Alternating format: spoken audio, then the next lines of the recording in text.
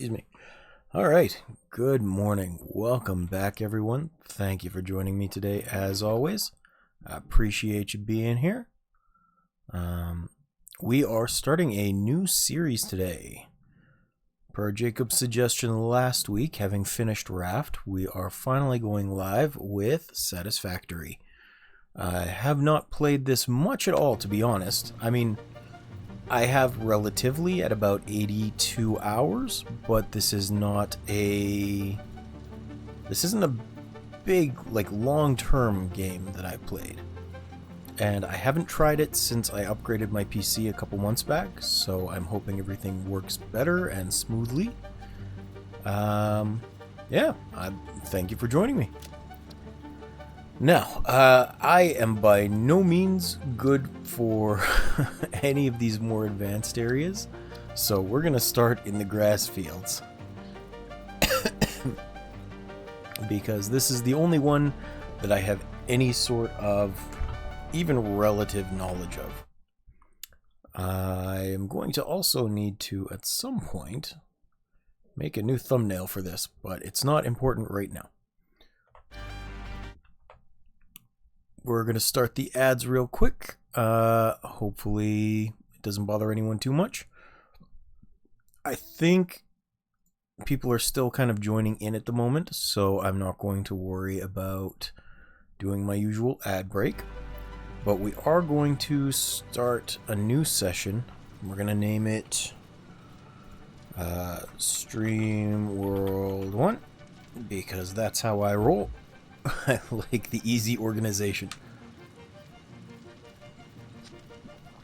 And I think we're going to skip the onboarding process and do straight to tier 1 so I can get stuff.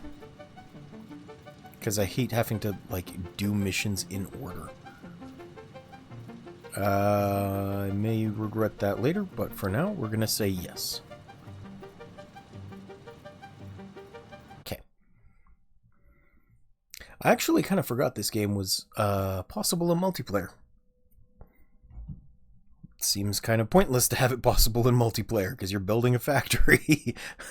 What am I going to do? Enslave my friends to build things for me? I don't think so.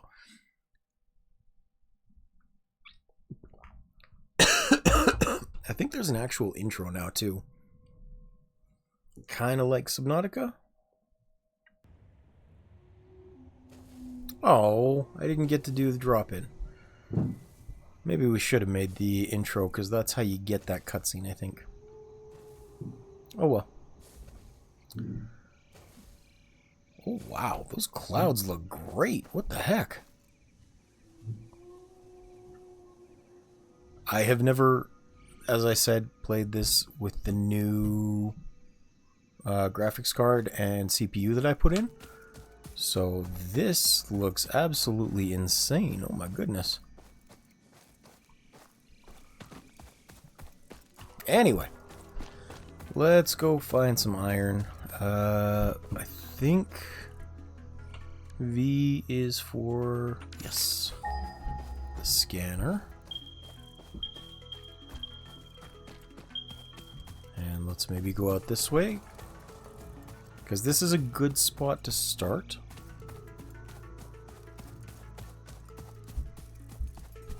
Why are the upstairs neighbors being so freaking noisy this morning? I don't know. It's not even morning, it's afternoon, but we gotta start gathering stuff. Also, I feel like I need to adjust my mouse sensitivity a little bit. Let's put it down to about 3. That might help. Confirm. That's a little better. Okay. Potential edible collected. Eating it and surviving does not count as a valid field test and does not generate enough data for Fixit to make an informed decision. Store this potential resource for later use. Don't I have a... I thought I had a weapon to defend myself. Yes, here we go. Hands.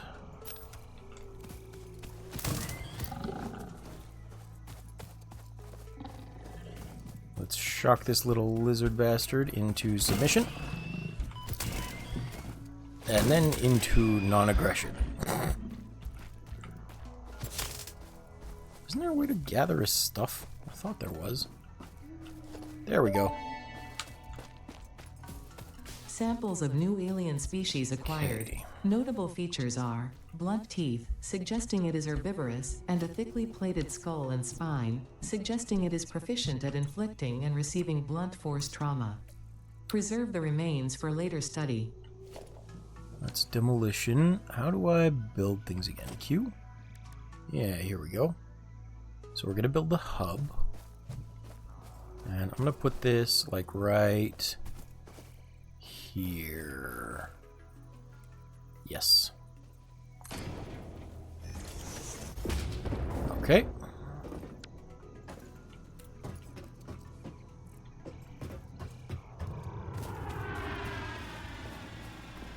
Forgot that was coming in. Now, if I recall correctly, there are a couple of things we need to do right away to get going. First up is tearing all of the iron off of these nodes. And then once this is available, I need to start making some automatic drills. I'm pretty sure that is a thing that needs to be done.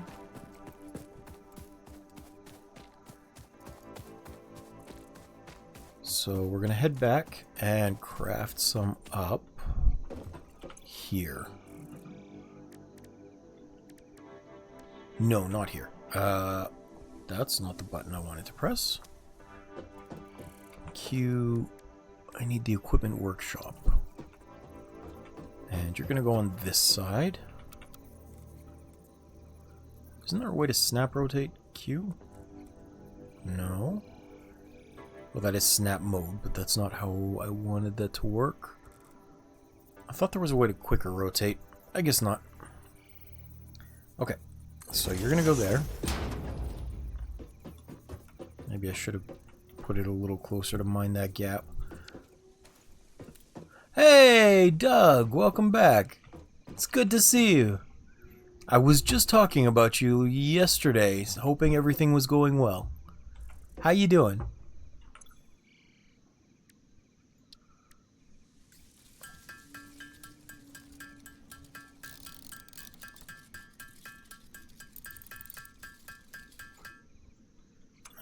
Got 3 of these. Actually, I need, I think, 5 of them, so I'm going to make 2 more.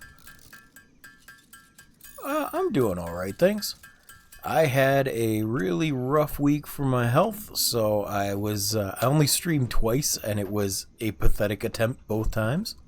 But I managed to survive. And, oh, I have way too many of these now. I didn't realize I had extras. But I'm getting by, and I was thinking about you yesterday, like I said. I am hoping everything is going well for you at the new school. Did you start that already? I think you said you started that last week? You've been trying to watch, but with training matches and everything, it gets kind of hard. I totally understand. I am not at all criticizing you for not being here. I was just hoping everything went well. Because I know you said that your phone was broken and your computer or your school laptop banned Twitch, so you had to watch on your mom's phone. And then on top of that, you were also going to a new school. Oh, hooray. I'm glad to hear that. I was concerned about you and hoping everything was going well, so it's really nice to hear that I was thankfully right.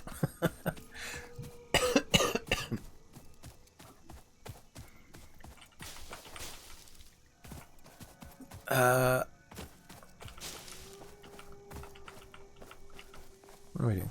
Oh, you have a computer now. That's fancy. Congratulations. Hopefully your brother doesn't commandeer it.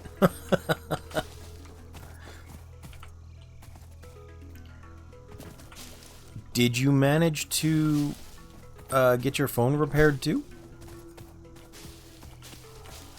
Because I think I would be lost without the internet. I would be so bored.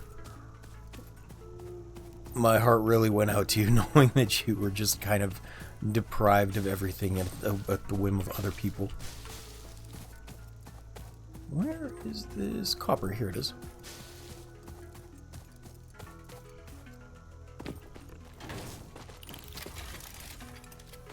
Is this one also impure? It is also impure.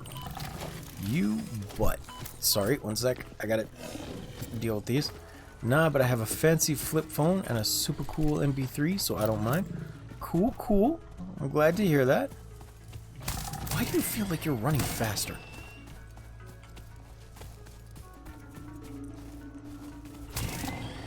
There we go. Woo. I used to have a flip phone. Well, actually, I really liked flip phones in general. I used to have one in high school, but that was also kind of the latest technology at that point. I know I'm aging myself again, but smartphones were brand new around that time. Barely even a twinkle in someone's eye. So it was very expensive technology. Not many people could afford. I do have a bunch of wires. That's cool. Okay. And I always liked the style of flip phones. One of the ones that I actually... Yeah, I know, I'm old. I have a smartphone now, like it's an Android A10 or something, but it's really beat up from a fall I took 2 years ago. I kind of bent it, and after that, it really reinforced just how important it is to me to have like flip phones again. So I've really been wanting one of the... I think it's called a Galaxy Flip Z, something like that. And it's the same style where it's a smartphone, but it flips open, and then it's a whole screen that way. And I really like that style. Unfortunately, it's also like $1,200 or more, so it's not likely to happen anytime soon. But I've always felt they were just a really good idea in that kind of shape and format. And I missed flip phones. Right? I'm glad you think so. I'm glad I'm not alone in that feeling. Because they have the fold ones that are kind of like a book. They open up sideways, and they're the standard length of a smartphone. But I like the ones that will fold downwards into a little square instead. I think those are my favorite.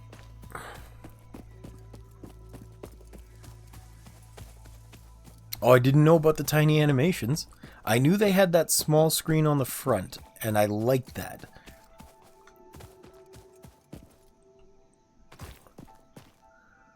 I need productions minor. Here we go. But either way, I would really like one of those. I think that would be super cool. I don't know when I will ever be able to afford one, but it is a cool thing nonetheless.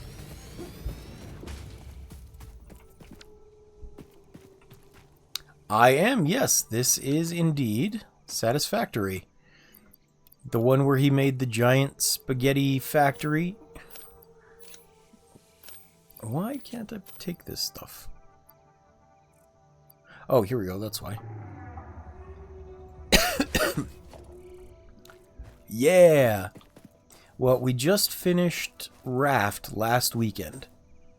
And I was talking to Jacob about it. This was one of the options for things that could come up. It was either this or one that I had called Dyson Sphere Project, which I also happen to think is like insanely cool. Because I think you're something of a science nerd yourself, right? I'm not making that up. You like technology and weird, cool things?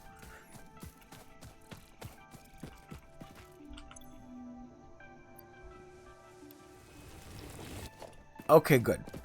So, I don't know if you have heard of a Dyson Sphere before, but In science terms, a Dyson sphere would be like the indication of a third-tier civilization in terms of spacefaring. And that's the ability to harness 100% of the sun's power. So the concept is that you would build an enormous sphere to basically surround a star and harvest all of its energy as solar power so that you can use it for your civilization. And that's what the concept behind this Dyson Sphere project game is. You are a robot, basically, or like a guy piloting a giant mech suit, and your job is to create a Dyson Sphere to send technology and data back to your home planet. So you build giant factories as well after gathering resources. You can make interstellar logistics systems where you have ships that need to warp from one solar system to another in order to supply things. You can build the Dyson Sphere around multiple suns in order to power everything. Like, it's so neat. And they very recently added it's a feature where there's like enemies now. Like there's a hive of some sort, a hive mind that's pissed off that you're colonizing planets, so it tries to attack you and destroy your factories. And I haven't played with that yet, but it looks like it'll be a lot of fun. Yeah. I don't know if you've seen it at all, but it seems really cool. It is one of my favorites. I just get tired of it after a while because the upscaling is really difficult to do. But it's fun. I like it. I was actually watching Let's Game It Out play just last night. He was playing a leaf blowing game that looked really fun. It was a short game. It was like $7.50 on Steam, but the idea was you had to clean up all the leaves around your house. And at the end, you found a secret room where apparently squirrels were watching you the entire time. It seemed weird, but also very funny.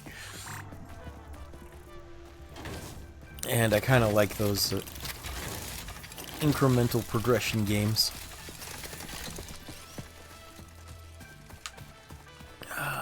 Let's see here. I need a conveyor belt power. Smelter? No. Power. Yes, biomass burner. There we go. I need a very simple setup to start getting everything working here.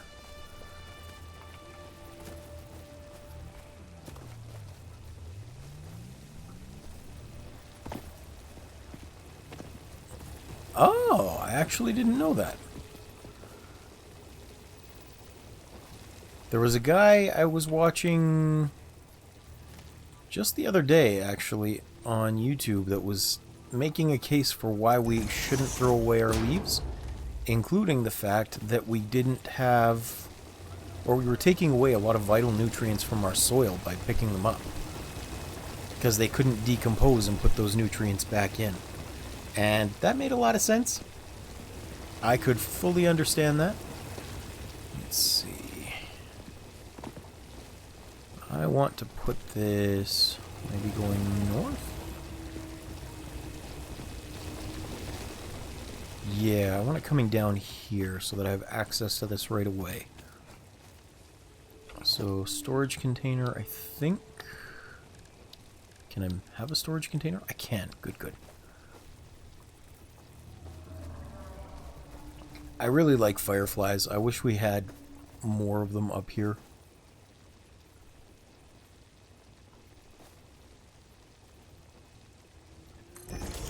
Yes, you can go there.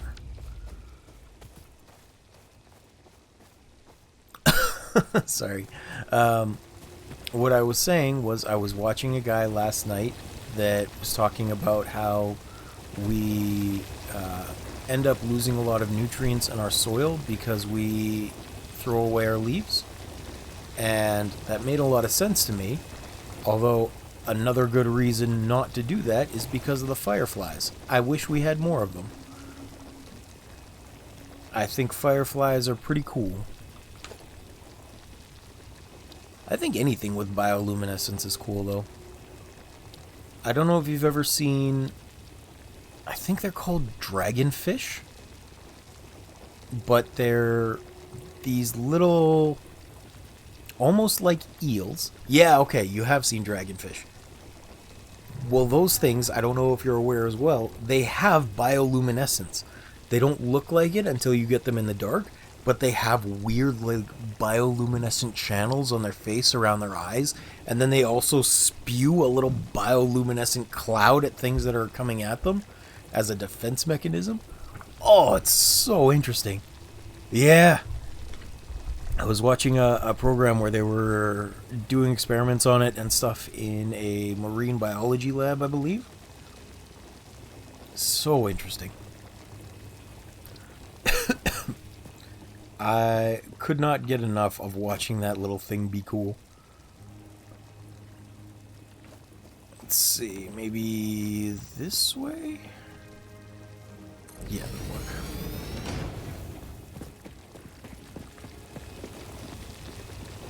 And then... this is a poor quality one, so... need to make a little bit of cement, I think. Can I even build that yet?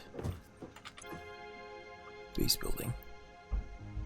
My favorite animal? It's a good question.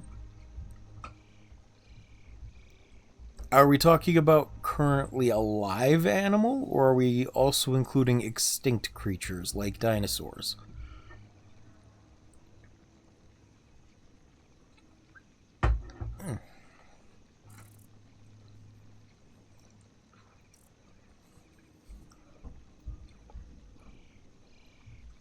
Currently alive. Okay. I'm going to go kind of weird then and say Komodo dragon. I wouldn't want to touch one. I would certainly never want to meet one. But the fact that they exist and the way that they are is pretty cool, even if they're vicious.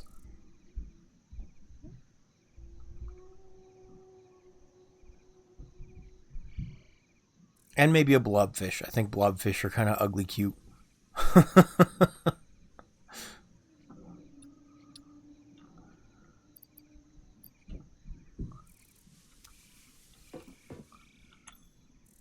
But I like anything that has the name dragon in it, to be honest. I think that's awesome. Yes, I have seen that thing. I was talking about it a while back too. It is so weird. Hides in the crags of the desert so that it can use its spider-like tail to attract birds to eat. Oh. It's cool, but it's freaky.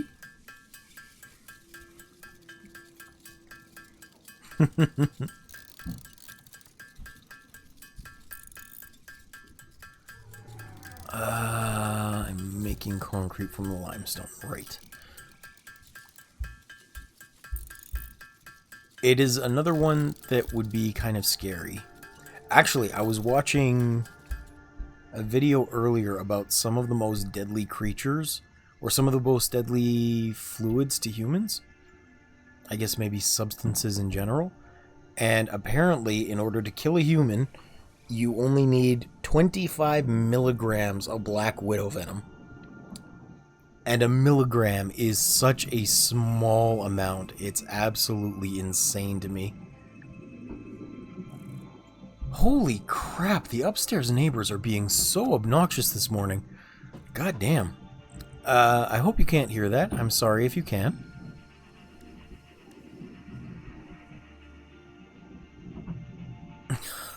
Somehow, I don't doubt that, Doug. I know you love your bugs. But specifically, I know you love your beetles. Okay, good. I can hear them vacuuming their hardwood upstairs, and it's so frustrating. There's that sound where it like grinds against the floor as the little rollers are just spinning really, really fast. Thank you! I know you like your beetles. Okay, gimme and gimme. Good. God damn, this makes it hard to concentrate. I'm sorry, give me 1 second to refocus on what I was gonna say. Oh, so we got on the topic of the dragonfish because of the bioluminescence of fireflies. Have you seen frogs that eat fireflies? I find that hilarious. There's videos online of frogs that have swallowed some, and then they glow as the firefly is still blinking in its stomach. I think that's very entertaining.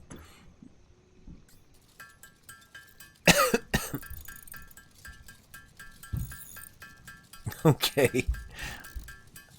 I hope you get as much of a giggle out of it as I do, because they're just little tiny things, and then they're glowing. They just intermittently flash.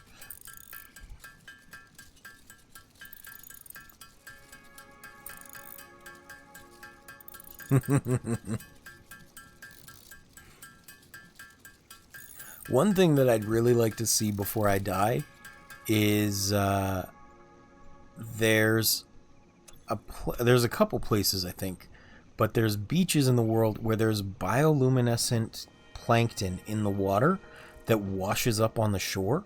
So the waves and the shore, as you walk on it or as the waves crash down, will give off a blue glow and make it look like a starry sky as waves of energy kind of pulse towards the shore.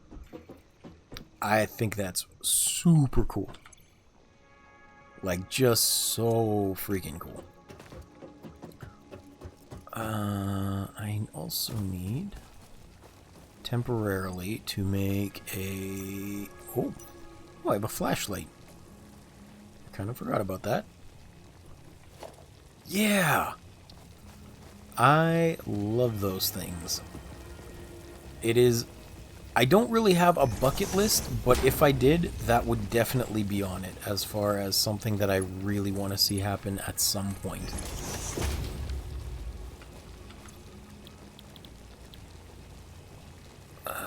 Concrete.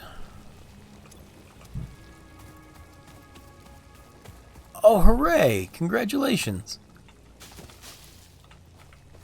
I have been feeling bad because the last couple of, or I guess the last week, in fact, I've been so sick that I hadn't been able to, well, not really sick, but I've been so in such poor health that I've been forgetting to update with a YouTube post for you, because I know you wanted to know about when I couldn't get online. How many connections can you have? I think just one, so I might need one of these. But it's nice to have you back.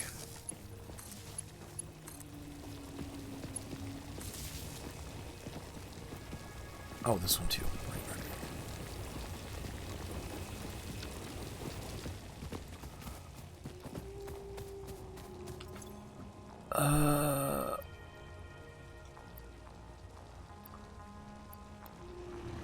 Yeah, that'll work.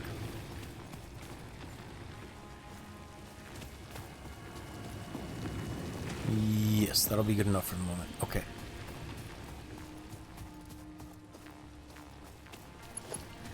And then just to get this spaghetti factory rolling. Oops. There we go.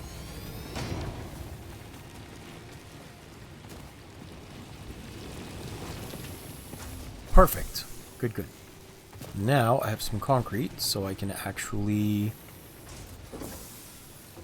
hopefully soon, get some base building blocks going. because they are going to be important.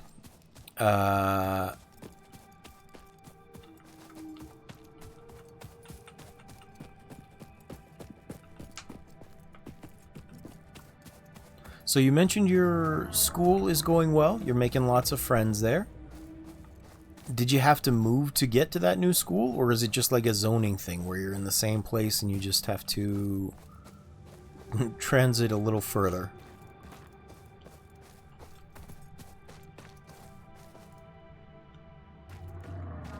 I really don't know what it's like in France. You moved. Okay, okay. The question of transit was coming up because I have a friend down in Arkansas in the States, and this friend was saying that the busing there, or like the public transit system there, is so awful that they have 5 buses that stop at like 3 p.m.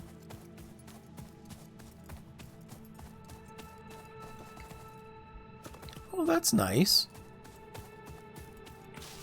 Retired people towns are actually really nice. I know it's probably not nice to think about when you're young, because you want to go out and do things and have things to do. I think that's what this friend said, was 3 p.m. I don't recall. But it did seem like a tremendously crappy public transport system. And where I am, that's super unheard of. Oh, paleberry. Cool. Potential edible collected. If consumed before authorized as compatible with the human digestive system by Fixit, the consumer is responsible for any and all consequences.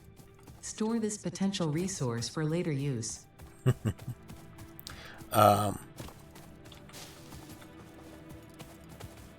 Yeah, I imagine it's boring, but also you probably have really nice areas to just go hang out and read in.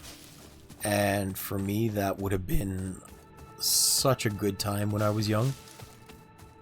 I know it might not seem like it with how outgoing I am now, being on Twitch and such, but I absolutely just adored my alone time and delving into a book. So having a comfortable place to do that in would have been absolutely amazing. I like parks and things for that reason. Sometimes I still, if I just want something to do in the morning to get out of the house, I will ride my scooter up to a nice little park near me. In the summer, of course. This is definitely not the time of year. We're about to hit 0 degrees Celsius again. I mean, we have been overnight for quite a while now.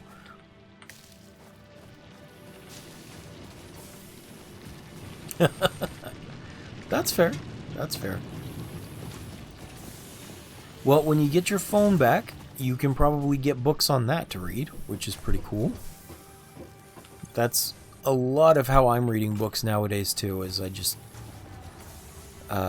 get the app on my phone and have a bunch of them with me everywhere I go.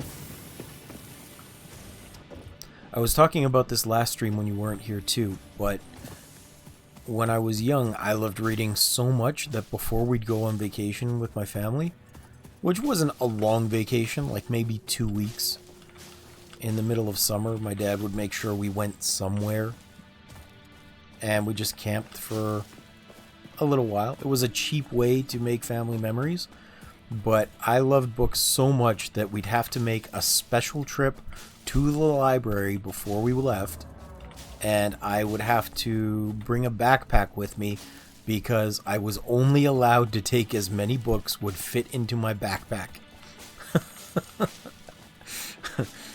And let me tell you, that thing was stuffed so full, I'm surprised the straps didn't break on me. And usually I was done all those books by the time a week was up. I was such a nerd. In the best way. I like doing that. Yeah. And I was not exactly a grown boy at that point. I was pretty young. I just so happened to enjoy reading that much. In fact, I don't know if I told you, when I was very young, apparently I used to throw fits and cry because I couldn't read at like 3 or 4 years old.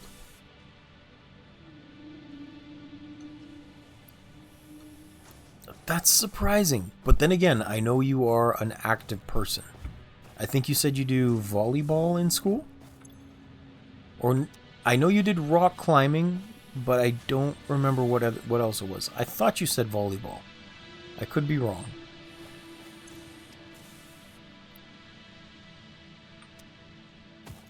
I don't quite recall.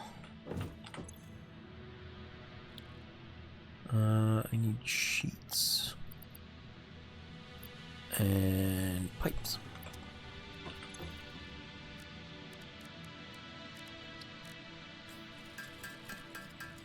Yeah, okay. I knew it was something like that. I just had to get my head on straight. Actually, I'm surprised I got both of them right.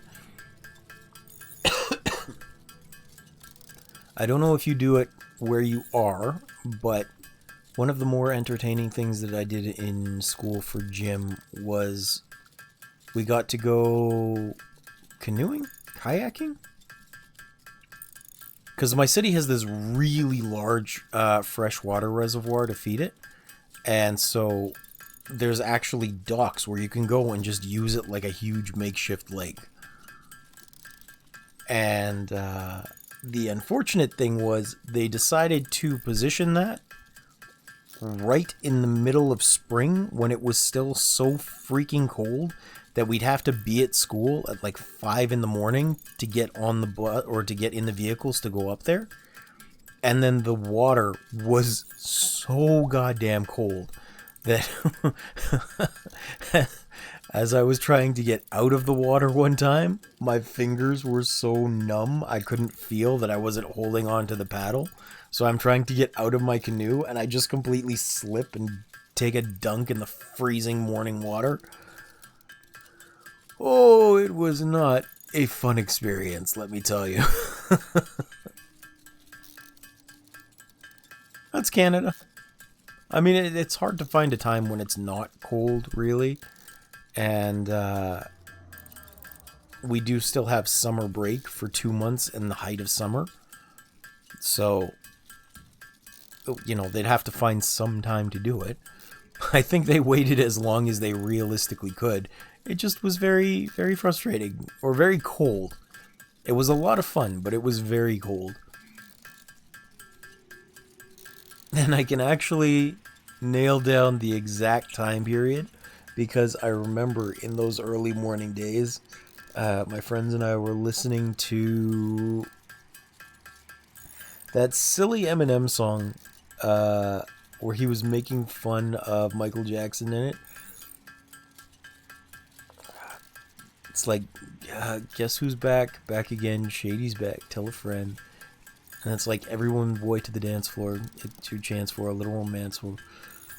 I don't remember anymore. But that was the time period of it. That song was still new and playing on MTV. Which I don't even know if MTV still exists anymore, for that matter. I feel like such an old man sometimes.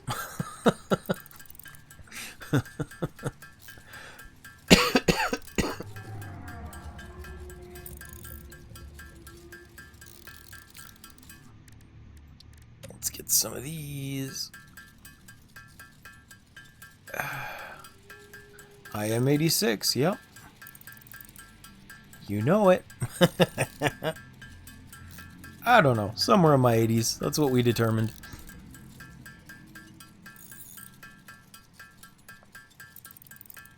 It's actually shocking sometimes to see how old some of the YouTubers that I used to watch have become. I mean, even when I look in the mirror, I realize I'm a lot older too. But it's still surprising to me to see.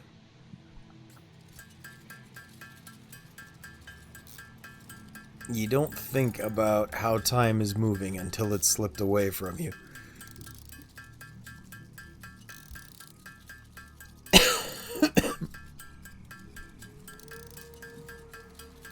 Like, for example... Yeah. Or, more for my generation, there was Britney Spears, who was this teenage heartthrob around the same time I was in school.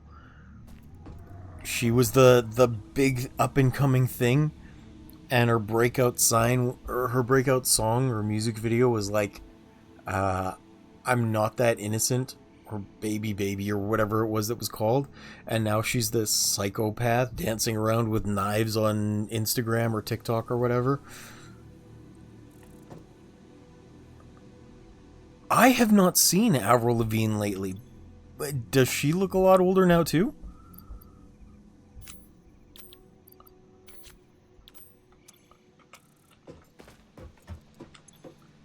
Because I still remember her as this punk kid in her cut-off sleeve dress shirt with her tie loosely wrapped around her neck. Oh, go figure. You know who I saw that has, well, I think has been aging really well is, what's her name? The girl that played Hannah Montana? What's her name? I've forgotten. Let me look it up real quick. Hannah Montana.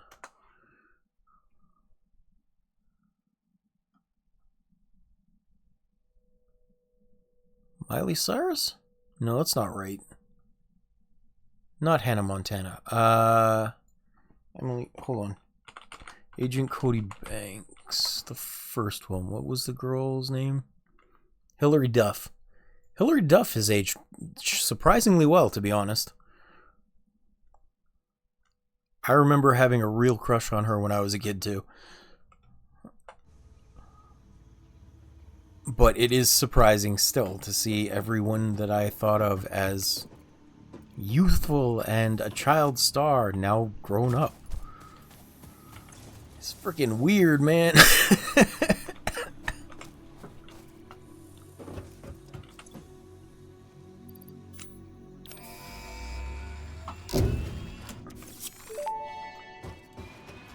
Launch the supplies. Milestone reached. Several new structures are now available for improving factory organization. She does not. Provide a building grid, which makes it easier to manage placement of any structure. In the event that you are experiencing amnesia for all events prior to planetfall, be reassured that memories of beloved humans and/or animals would have only been distractions from your important mission. Hilary Duff does not look like Kim Kardashian. Kim Kardashian is so plastic that if you stuck her near a microwave, she'd melt. Okay? That's all I'm saying.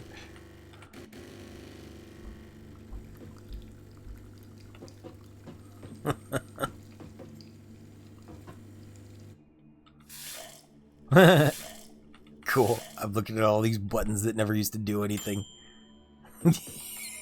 Speaking of a microwave. Ding!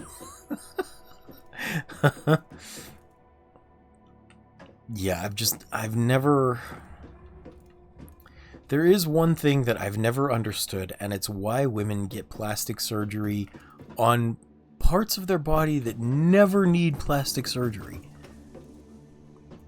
Like, this may be somewhat crass, but you see these women with huge breast implants that are so obviously atrociously fake, and you're like, who thinks this looks good? Or apparently UK women too have this obsession with lips that look like they're going to explode off of their face. I wouldn't want to kiss someone that looks like they're just wearing a life preserver as lipstick. Like, what? Who thought this was a good idea? Yeah, the balloon lips especially are like, what is going on here? Because it's not like you can hide that and make it look nice or like it's a support bra like you could with fake breasts. They're just on your face. Everybody can see those things. I don't... yeah. I just don't understand people sometimes. It's such a silly thing to me.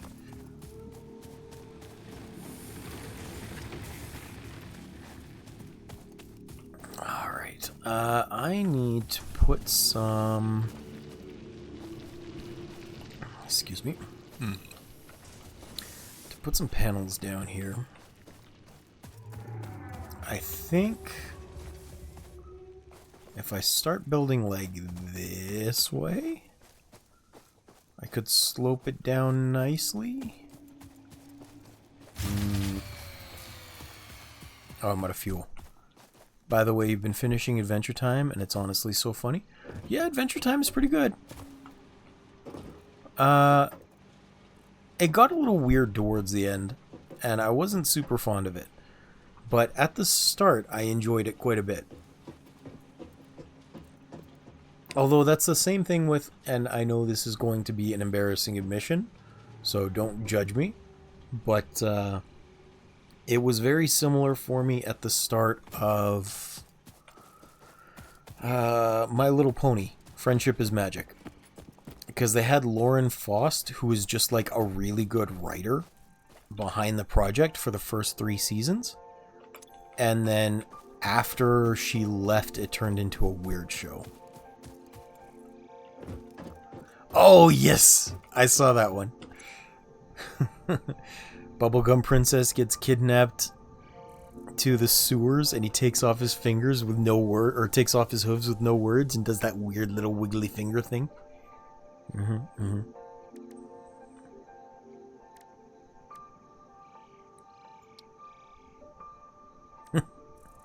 I liked, as I said, I liked the first 3 seasons. The first 3 seasons of Friendship is Magic were really good. And then everything after that got weird because Lauren Faust left, and then it was like, okay, this is no longer a good show, now this is a show for little girls. Freak Deer is a good way to put that, though. I believe Freak Deer is an appropriate statement. Can I make a chainsaw yet? I think I can. No, I cannot. Okay.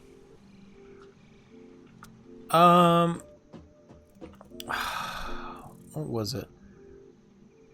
So it was around the time that Finn's leaf sword arm became sentient that it started getting a little weird.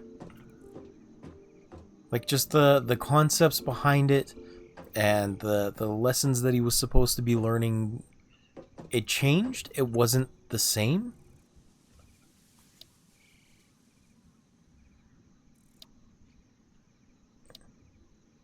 Obstacle clearing, here we go. Oh, I need more stuff. And I can't really say why I feel it's different. I just feel that it's different. If that makes sense.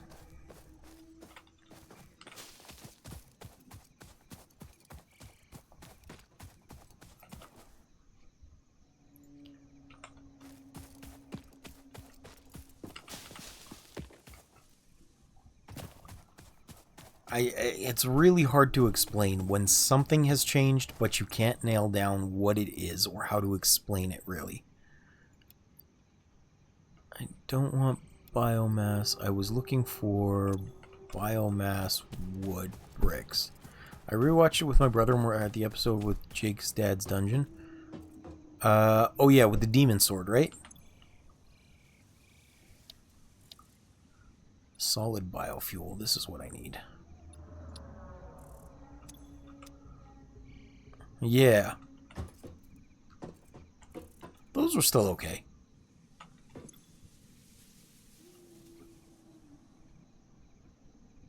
Like I said, it's just there are some points where it becomes unusual. Something about the episodes themselves shifts, and then it's weird trying to continue watching it. Leaves, biomass, that'll work.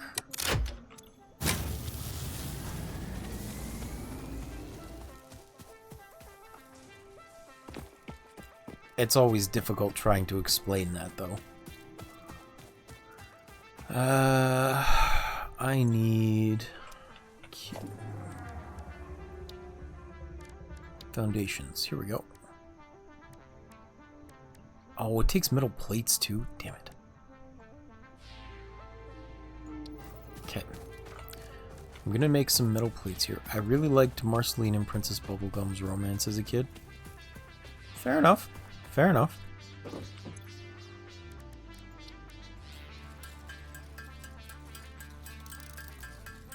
I am still of the mind that I don't think romance in general should be in kid shows. It doesn't matter if it's lesbian or gay or straight. I think that in general it's kind of weird introducing kids to the concept of romance when they're like 10. Kids should be trying to grow up at that point, not finding love. I mean, even in medieval times, they didn't start marrying off until they were at least 14, and that was out of necessity because they were dying so young.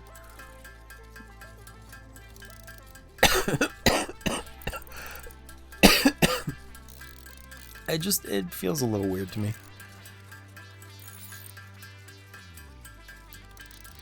It is not my favorite situation to have happen. Although, just speaking of that now, I found this really weird manga series one time where it was that same kind of medieval fantasy setting where this guy had gotten reincarnated to an alternate world. Hold on, Doug says, yeah, I see Adventure Time as an expectation, or as an exception, because the series itself is very creepy and dark, and probably for 14-year-olds at least, more than anything. I can understand that. I can.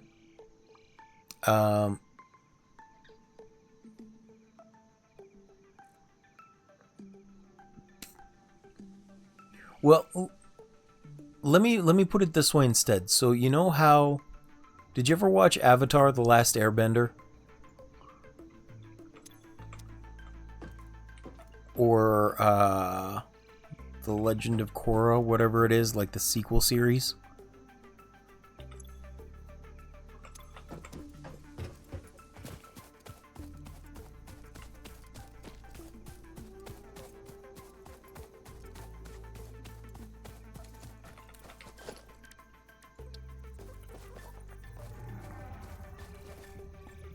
I don't need that one. I need 2 meters.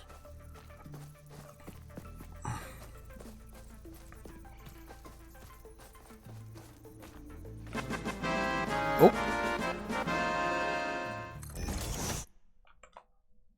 Hold on. I heard that one. That's a 3-month sub thing.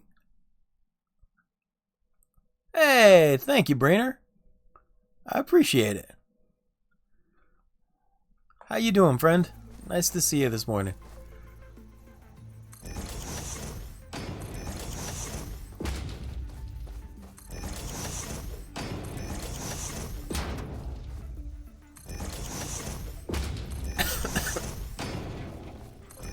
Did you like my sound effect, by the way? I put it in very special. Surviving only a solid hour behind in my day today, a newish record. That's good. At least it's only an hour. Yeah, you are crooked. I need to fix you.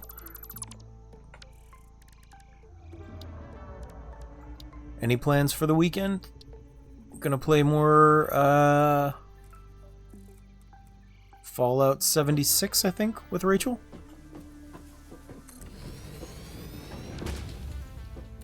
Gonna go popo in the popo. I'm going to assume that means you're going to the washroom, Doug. I'm not 100% sure on that, though.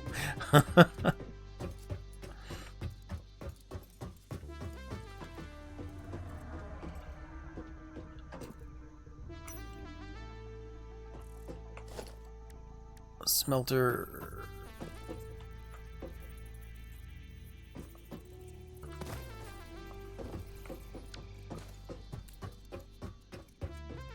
Yeah, I intend to if I get my day gaming done. If you get your gay gaming done? That was a slip of the tongue. Cool, cool. What you playing through the day? Helldivers for a stream?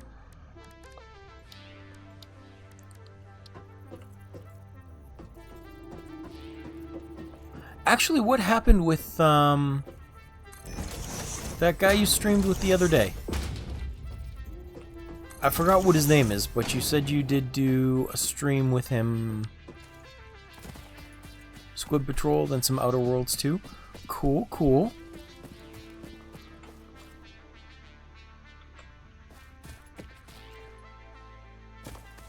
Well, I'm streaming for about another hour, but if you've got space afterwards, I wouldn't mind joining you on some Squid Patrol.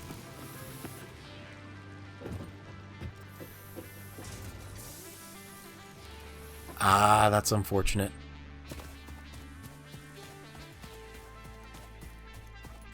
It's always the worst when it's things you can't control that get in the way. Did I actually pick up more cement? I did not. I was playing Stanley Parable a couple weeks ago. We got some good games, some good footage, but yeah, it was pissing us off. I can absolutely understand. Like I said, I was playing Stanley Parable a couple weeks ago, and then all of a sudden, my connection, for whatever reason, just decided to straight up die. That wasn't fun. That was very frustrating. Because it's like, everything else is working. You got your computer going, you got your encoder running, but the only thing you can't control or upgrade is the network that you're on.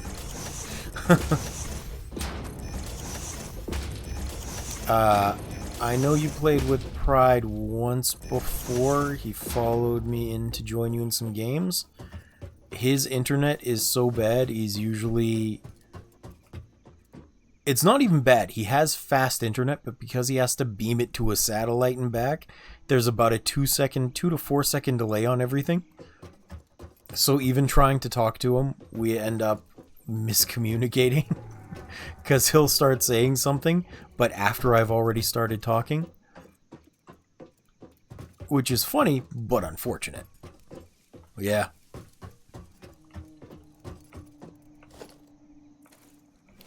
And he plays Final Fantasy with me sometimes, because he is currently subbed, just as I am. And he complains a lot about some of the raids, because they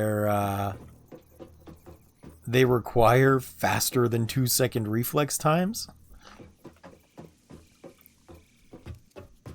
Welcome back, Doug. Thank you for coming back. And anyway, yeah, that's all. I just think it's funny. Unfortunate, but funny.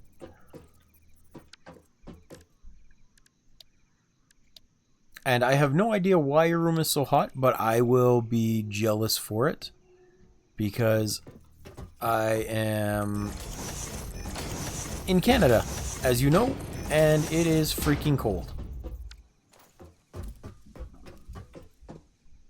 We hit a high of 8 degrees right now, or when I went out to get some medication earlier.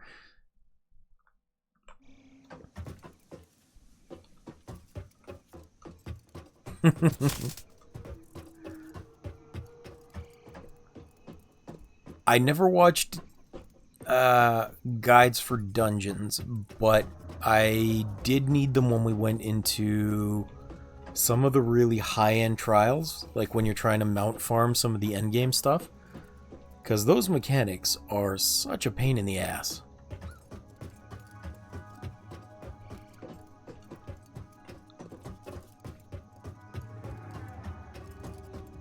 So why is your room hot then? If it's 35 degrees outside, you gotta turn down your furnace. Do you have a furnace?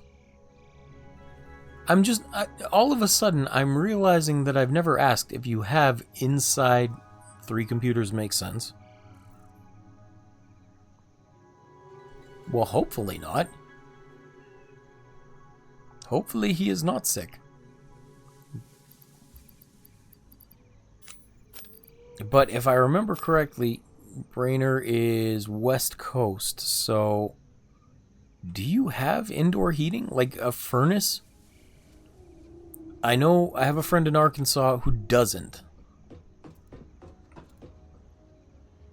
Oh, that might be it then. You might be getting a little sick.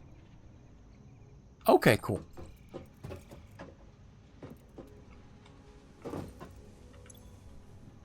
I don't know.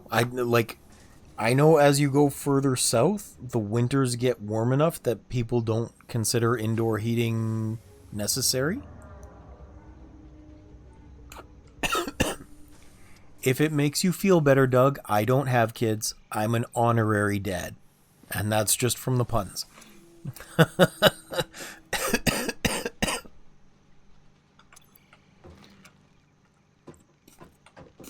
I'm too busy with my coffee shop. And by that I mean I coffee a lot.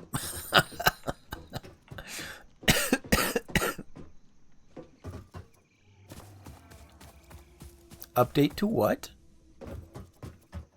I'm an uncle, it still counts. Okay. How wide is this? I got 1, 2, 3, 4, 5, 7, 8. Oh! Wait, there was? Hold on, I gotta check this. It looks like there's gonna be ads in about 15 seconds anyway, so... When was Helldivers 2 update? Oh, I'm not seeing one. I see diving into the development team part 1 from the news and an update on the 4th. Oh, okay. Gotcha. I was talking to some people we were gaming with last night, and they're really hoping for updates to like multi-faction missions. Frankly, I just want it to be steady instead. No worries, Doug. Thank you for joining. I hope you can still hear me and it didn't become an ad already, but I appreciate you being here, and I hope you have a good night. I hope to see you around more now that you've got a computer, because your presence is missed, and yeah. Awesome. Well, I'm happy things are working out for you, and hope to see you again next time. Which should be tomorrow, and then Monday I'll be back in the morning for me, which is the usual time that I'd be on for you.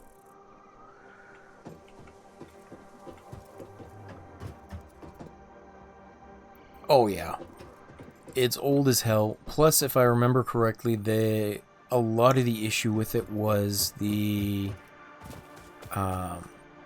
fact that they had adapted it for old school drives as well, instead of just solid state drives. So it was taking up like twice as much data as it should. Which I can appreciate the decision to try and be, inclusive of everyone, but also by the same token, why the heck are you letting the game balloon to over 110 gigabytes for a very small percentage of the population that plays your game? Like, it's gotten really out of hand.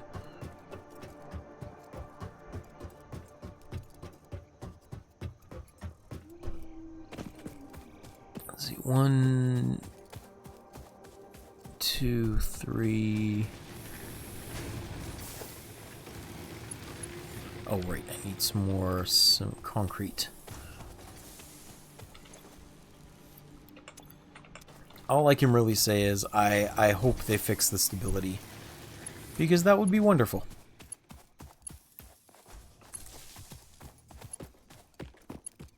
Yeah.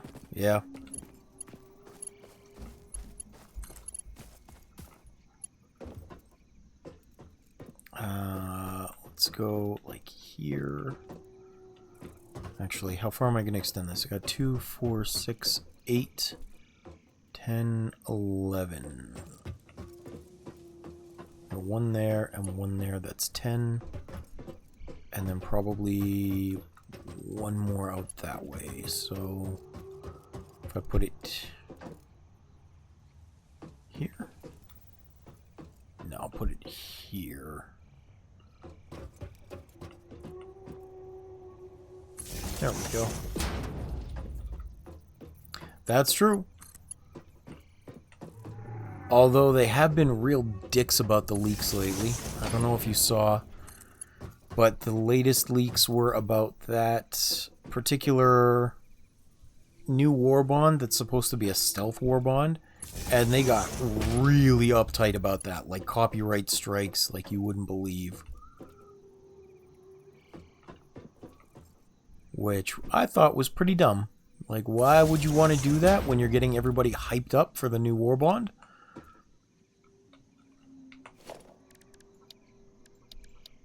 But, you know, Arrowhead is not always known for making good decisions.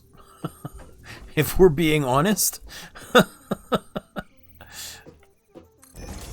They do tend to kind of screw things up.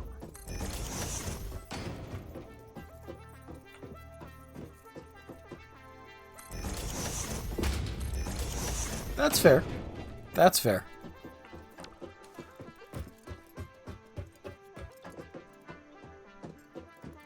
I don't like that. That looks ugly.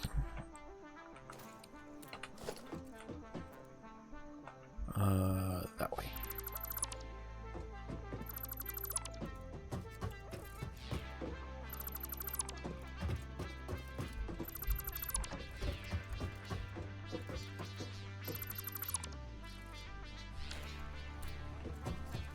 Yeah, I guess.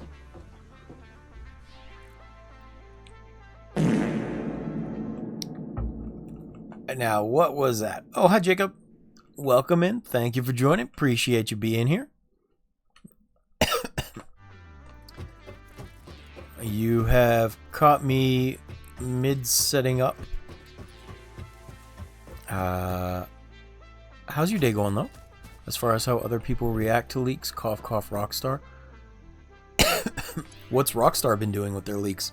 I haven't heard anything about this, so this is news to me. I want to know.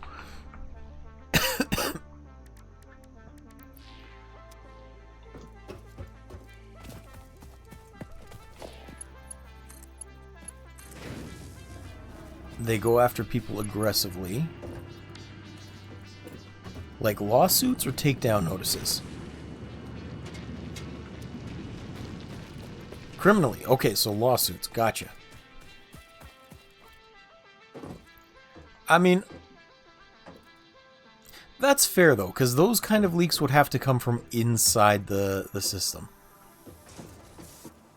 Jacob says, my theory that it wasn't a leak, but a union discussion being done on Discord. People use third-party comms to share internal docs for union forming. I don't think it's a leak to outside parties, though. Yeah, like, I know nothing about this. I know absolutely nothing about it.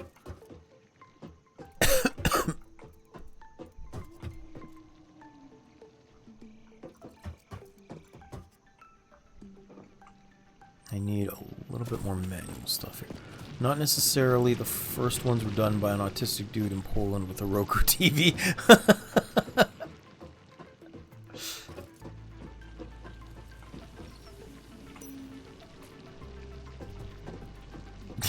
I believe you, but it's still funny.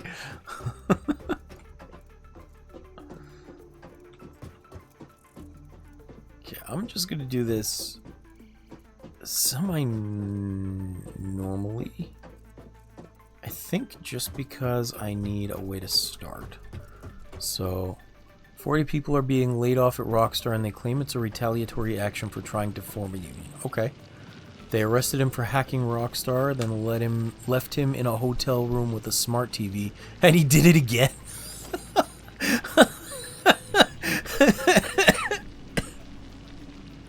So that whole GTA 6 leak was more of a hack data being released, not a leak from an internal party. Okay. At that point, I mean, that's kind of on Rockstar for not having secure systems. I mean, I don't want to victim blame, but I think if you can get in with a Roku TV, it's probably okay. Yeah, That's fair. Not a smart thing on his or not a smart idea on his part, but it is fair. I can understand that. If anything, props to him for being good enough to do that. God damn. Next thing you know, he'll be hacking from a smart fridge in IKEA.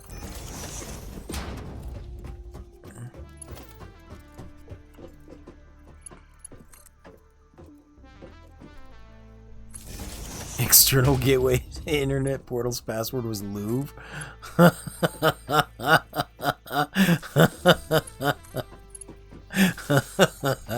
That's extra hilarious, considering wasn't it the Louvre that just got stolen from recently? Those guys that brought out the construction truck and just stole all the massive things from the museum.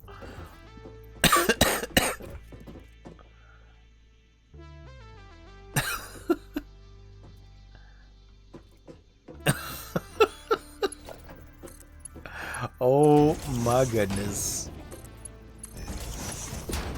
That is almost as bad as password 123 or admin.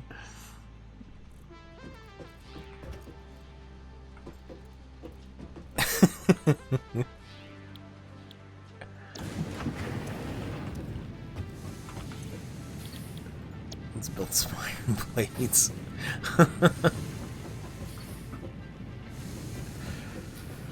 Oh boy. Oh! Sorry, one sec.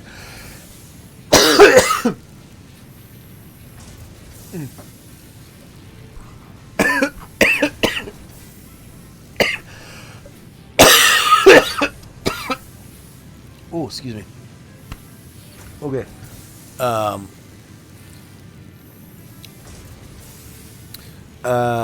Did you guys see the company that made the machinery that they pulled off that Louvre heist with actually used it as an ad in the ballsiest way? I laughed my ass off at it, I'm not gonna lie. They did it in like 2 languages too, and it's something along the lines of when you absolutely need to get a job done in a hurry or something like that. Jacob says, okay, funny story. My old department director wanted to become a senior executive. He kissed ass and talked like a corporate sales agent. Okay. Understandable. Once he got to the C-suite level, he turned back on the engineer hat and fixed tons of things at the place I worked at. Was best guy I've worked with. Cool. Okay. That's a good story then. I thought you were going to be like he completely changed in the worst way once he got to that power level, or they promoted some idiot over top of him. But that sounds like the best possible ending to that situation.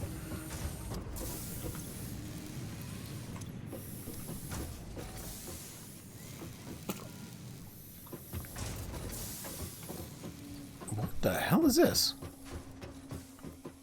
Oh, it's just a little floaty thing. Okay, never mind. We're good. He learned pickleball just to schmooze the executive. Fair enough. It must have sucked for him, but by the same token, I mean, he got things done. Good on him, to be honest. I mean, if that let him fix things, then good for him. And especially if he didn't stay that snobby dickbag that he had to become to get to that point.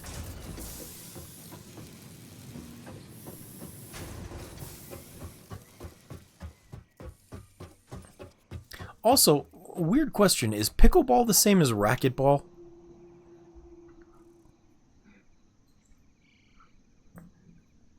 I bet. He probably hated having to keep it up, too.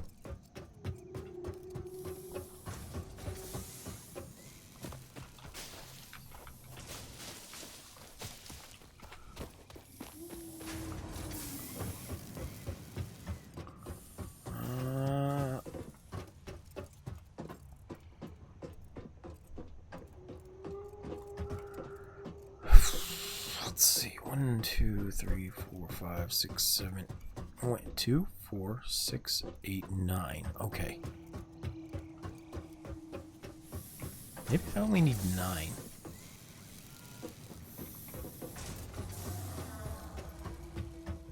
Right? 2, 4, 6, 8, 9. No, I need 11. Racquetball is like tennis between the net, but pickleball is like a wall and your opponent is on the same side as you. Oh, I thought that was racquetball.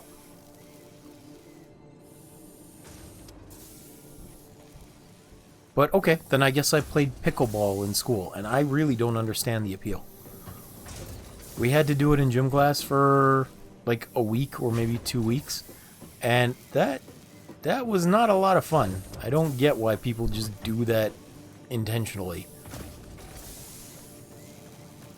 It reminded me a lot of when we'd play Red Ass in elementary school. It's the least physically demanding sweat sport for the executives. Fair enough. Softer than tennis, but harder than golf. Eh, okay. I guess if you need to break up a sweat, that is like little bursts of activity.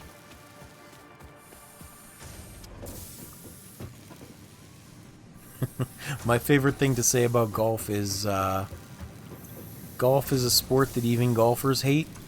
That's why the objective is to play as little of it as possible.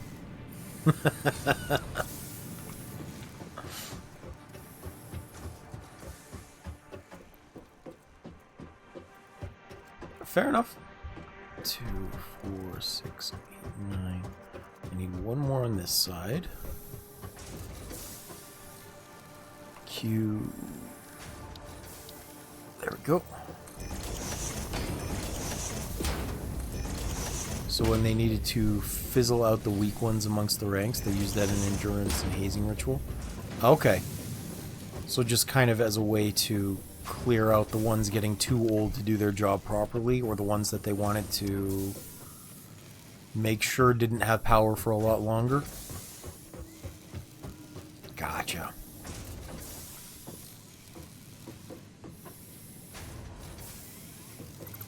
Which is not great, but I mean, probably a good way to make sure that you can get rid of a lot of the old blood with good reason. Be like, you just can't keep it up anymore.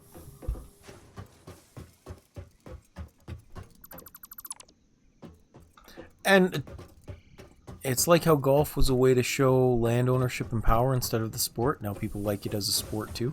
That's fair.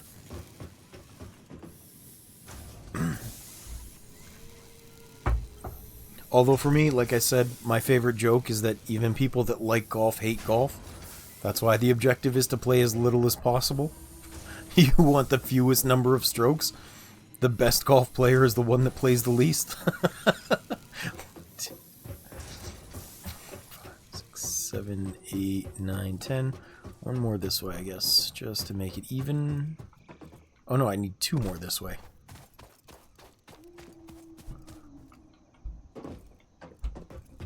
That's fine. I mean, you can like golf. I just like to make the joke that the point is to play as little as possible. Okay, no worries. Thank you for being here, Brainer. I appreciate you. And thank you again for the sub as well. You know, you don't have to do it, but I very much appreciate that you wanted to. I will catch up with you in, like 40 minutes. 1, 2, 3, 4, 5, 6, 7, 8, 9, 10. Right? 2, 4, 6, 8, 10.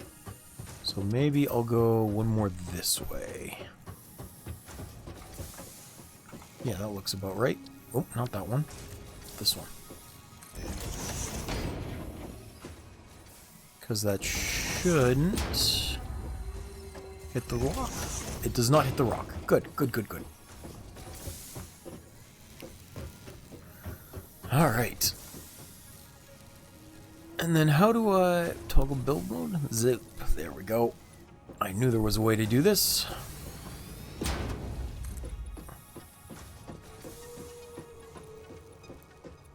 Haha.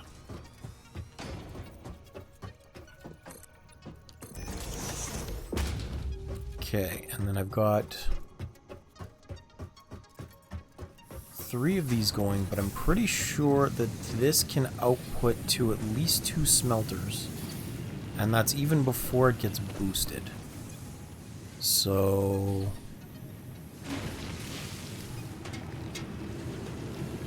yeah, this is outputting 60 per minute. And this is smelting 30 per minute. I don't like the snooty ones at the golf courses, though, like the one that has the leather cigar magnet clip ones, you know.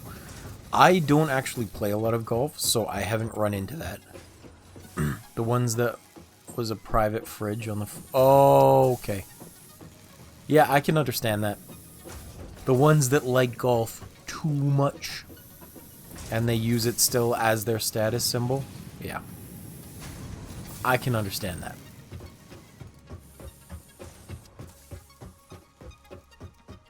I can absolutely see where you're coming from with that.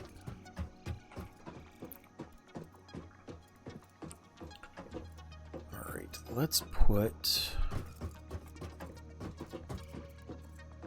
ones that constantly clean the golf clubs at the country club dining hall. Yeah, I get it. The people that make the golf club, the golf club, as in the group they belong to, the entirety of their personalities, yeah. Yep, I get you. I 100% understand where you're coming from, and I can absolutely see how that would be a massive pain in the ass.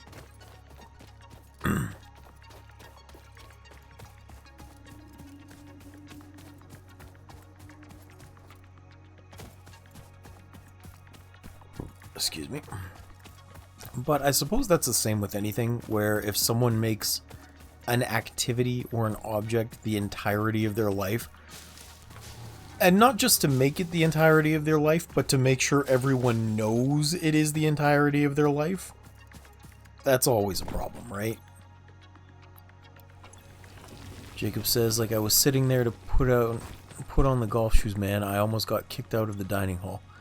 Yikes!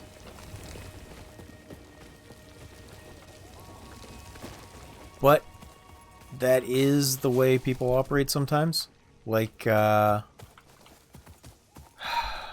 what's a good example? Like vegans. The running joke is, how do you know someone's a vegan? Don't worry, they'll tell you. It's exactly the same thing in that regard, where people that make the entirety of their personality just whatever it is are so insufferable. Had to steam the chair before apologizing to the family over the phone. Holy crap. That's awful, man.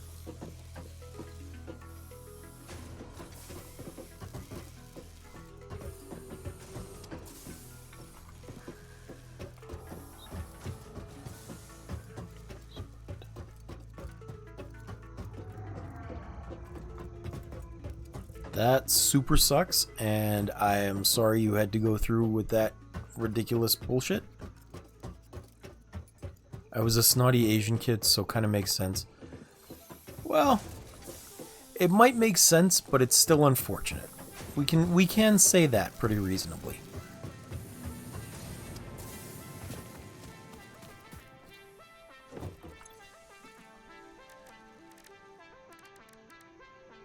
I know... where did my copper go? Iron... Did I pick up iron and not copper over there? God damn it. I know I talked before about how it's unfortunate that teachers abuse the power of being able to dole out punishment to children, because there are a lot of children whose parents won't do it, and therefore we're doing them a disservice. And I think, unfortunately, there are some lessons that we need to learn through life or through other people teaching us, because we get so wrapped up in our own worlds that it's easy to become a jerk and not realize it. In my case, I Is this iron? I thought this was copper. This is iron. Okay. In my case, I have told you before about the injury I took when I was about 17. I busted my leg up really bad, and I was in constant pain. I still am most of the time, but I became just absolutely insufferable because of the pain, where it was like, oh, you can't possibly understand what I'm going through. Don't talk to me. You don't know anything about pain. Yeah, blah, blah, blah.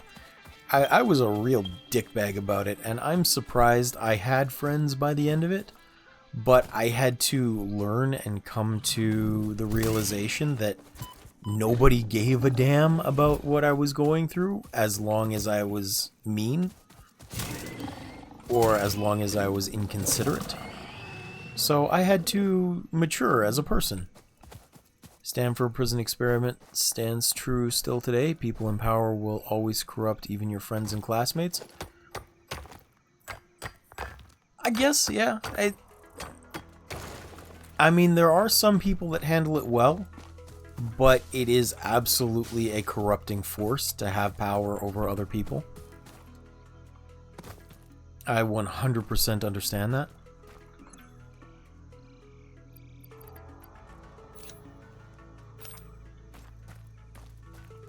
Yeah.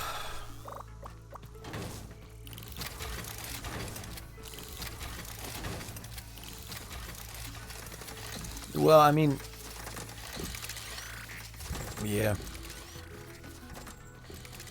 That's fair. It is fair. I've experienced that firsthand. Like, I was on the, not the receiving end, I was on the giving end, where I let some power or familiarity go to my head, and I took things entirely too far.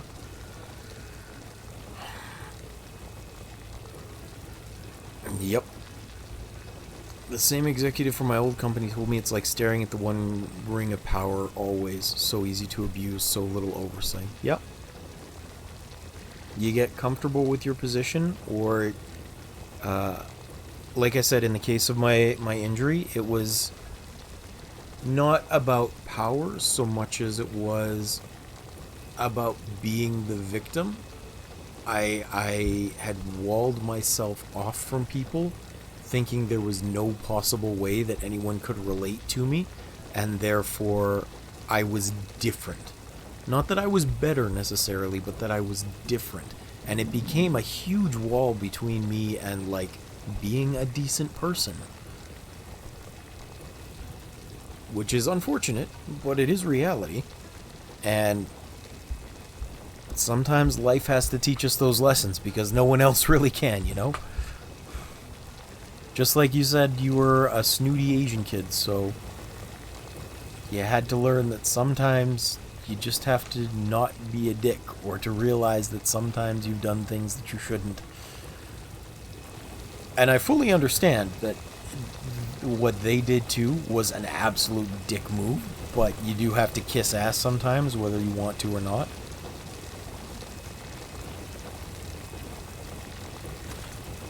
And it sucks. Actually, I never told you this story, but back when I was in my program to be a therapy assistant, I don't think I told you this story, but there was one time where we had an instructor that very clearly had physical and mental disabilities, including, I think, some form of autism, if not Down syndrome. I think it was probably Down syndrome. And to be fair, good on her for being a physiotherapist or an occupational therapist. I don't remember which one it is. Like, that's great. Good on you for that. But she was not a good teacher because her mental rigidity was so bad that there was one day we were doing like finals or some sort of presentation for her class, and after people were done, they'd just take off. And so my friend, who I sat next to in the classroom, was like really super sick that day and wanted to go home after her presentation was done. But so many people had left that the teacher was like, no one else is allowed to leave or you're going to fail the class or something like that. And it got my back up. So I went into the room and I tried to talk to her. And I was like, look, you can't do this. She's crying in the classroom because she feels so sick she needs to go home. You can't just do this. And apparently, I was lucky that there were other people in the room when I was doing this, because not long after, I got called into the dean's office, or the like chair of the program, or the department, whatever it was, and I got in shit, and she said that I was fortunate there were other people around to reinforce that I was not threatening the teacher, or not behaving in a threatening way, because I guess that's how this teacher interpreted it. Was that I was somehow threatening her because I was upset that she was keeping my friend there until she broke down in tears. And it's like, you know what? Fine. If I have to kiss ass so I don't get expelled from the program, I guess I have to kiss ass. Yep. Absolutely. It does suck, but sometimes that's just the nature of things. Did I get enough copper? Did I get any copper? I got a little bit.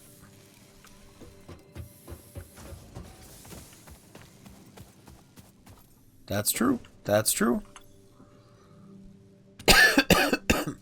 That is just the nature of the beast when it comes to being human.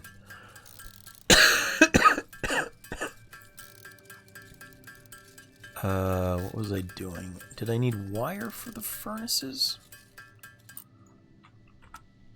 Q smelter. Yeah, it's wire that I need.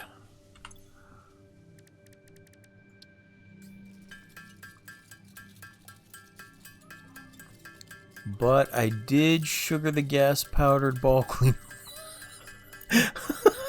I did not know it would wreck the generator. Yeah, okay, yeah.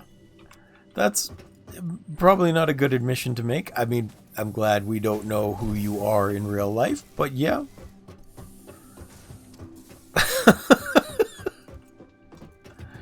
I'm going to leave 2 sections here.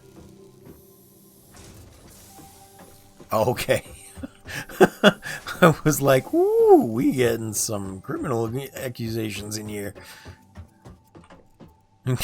Confessions of a snooty Asian kid.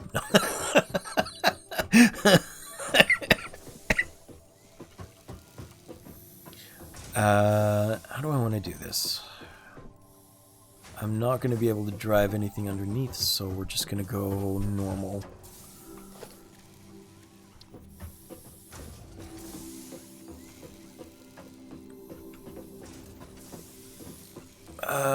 Probably about here. Yeah, about here is good. Like that, I think. Is that centered? That is not centered. You miss Country Club fish and chips. You know what I've been seeing lately that looks really good is deep fried mushrooms. But specifically, like, what kind are they? The enoki mushrooms? You know, the ones that are like thin with little tiny caps on them and they grow in clusters? I think they're enoki mushrooms. But I've seen people lately who have been growing them out of mushroom logs, and then they'll take them and batter them and then deep fry them. And they look amazing, I gotta tell you.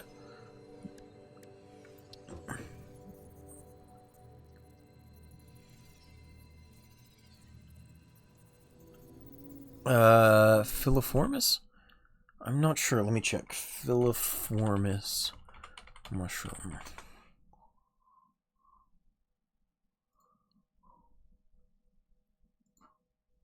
Yes. Yes.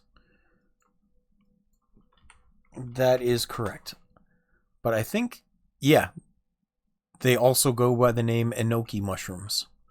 And that's just the way that I first saw them at the grocery store. So that's the name I go by. There we go. Okay.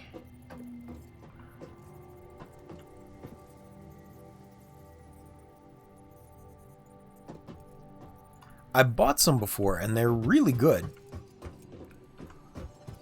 I like them a lot. That is in, right? Yeah, that is in. Okay.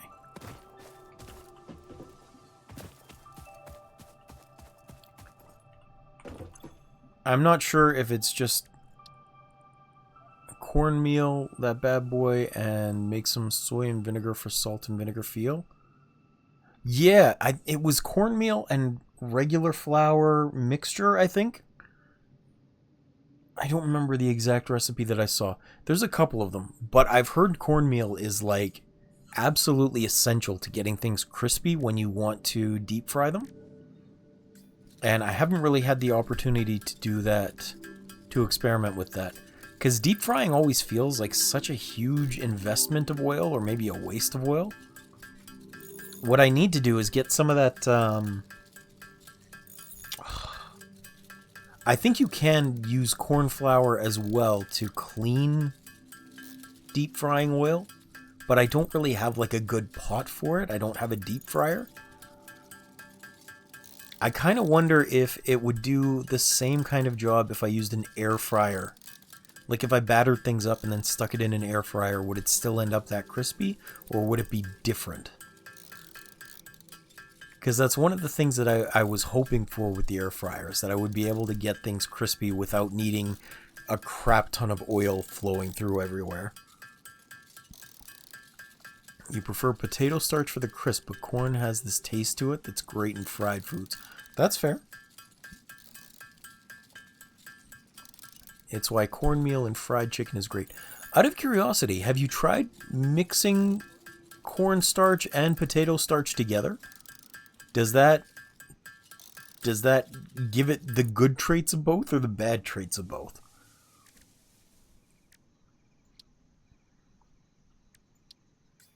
Because I think I've told you before, I do a lot of weird experiments, including this time that I tried to make coconut bread. It kind of separates and the potato starch cooks quicker, so it'll burn while the cornmeal cooks. Okay.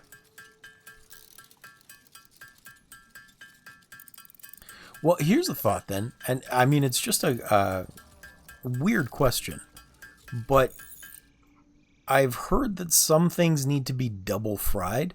Like you fry it once, you take it out, coat it again, and then fry it. Could you do that? Like you fry it in the potato starch for the crisp, and then you take it, or in the cornstarch first, take it out, then coat it in the potato starch for the lesser amount of time?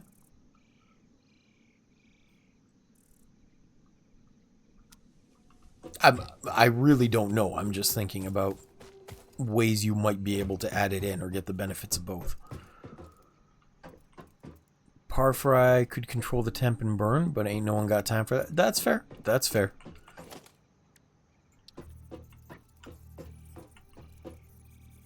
You know, I try weird things, but I am no chef. I just like to ask questions because sometimes I think there might be interesting ways to accomplish tasks. Maybe this one? I think this one.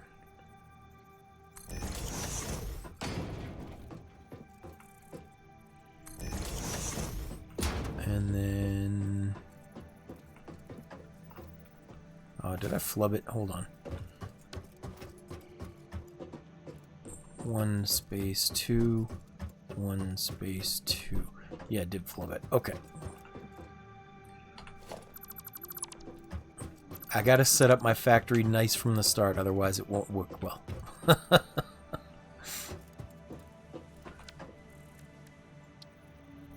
Mixing potato starch with flour is a magic powder for crisping up chicken and firm tofu. See, I've never tried to cook tofu. I think I've eaten it raw out of the package before, and it wasn't bad.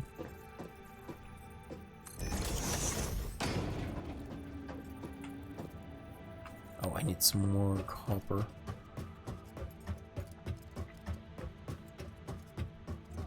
Wait, no, I don't. I can do this. Like, I make this General Tso's from tofu that's pretty good with rice. Okay, cool.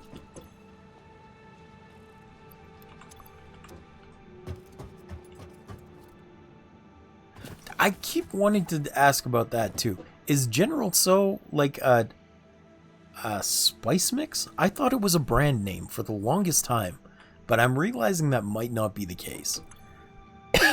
I've just never really gone to look into it. I'm realizing it might be general as in normal and not general as in, like, the position in an army. I just didn't really think about it too deeply.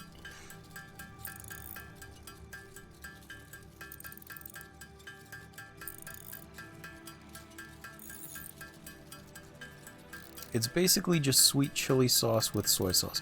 Okay, okay.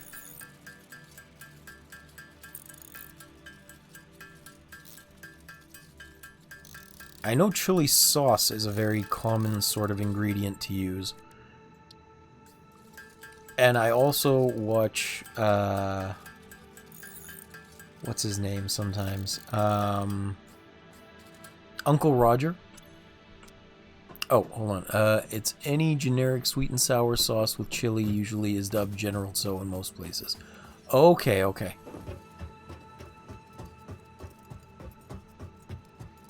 That's fair then. What I was gonna say is I watch like Uncle Roger sometimes on YouTube, and I know that he has a fit anytime that somebody uses chili jam instead of chili sauce. So I'm assuming that's a cardinal sin. I just don't really know what the difference is between them. But if that's a major ingredient in General Tso's, then I could understand how that would be an issue. It would probably make everything too sweet or too candied, maybe?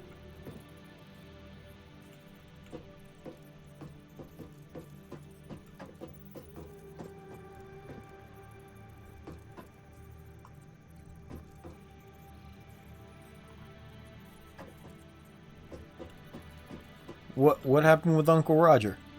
Like, I know he opened a restaurant that is sadly not very good, but what... Did something else happen?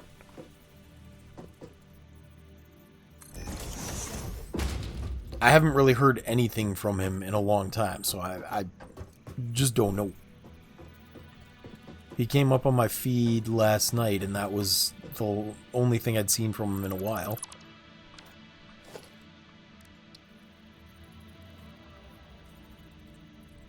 Smelter, that's what I was looking for. I had the wrong one out.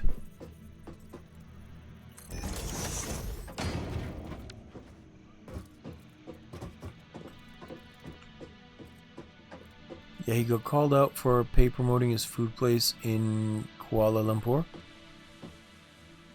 Is paid promoting a bad thing? An American food location with Malay feel. Okay. Well, I've heard that it was not great food, which was unfortunate, but... Again, I just don't know anything beyond that, really.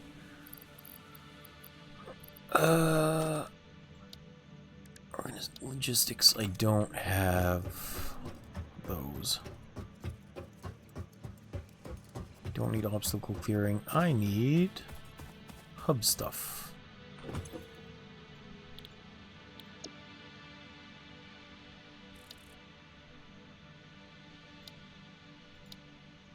There we go. It's like going to a Wolfgang Puck place at an airport. I'm sure Wolfgang can cook on his own, but he's terrible at running a restaurant. I don't know who Wolfgang Puck is, but I can absolutely understand from that description.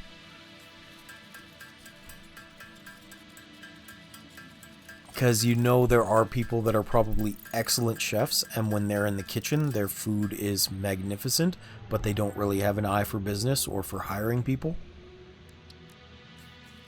I could 100% understand that.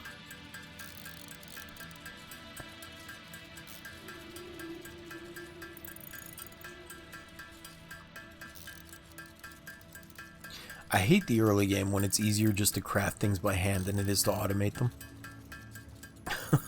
I'm getting there, I promise. Also, cooking for a family or small event is not cooking by the numbers required for restaurants. Yeah, that's true too.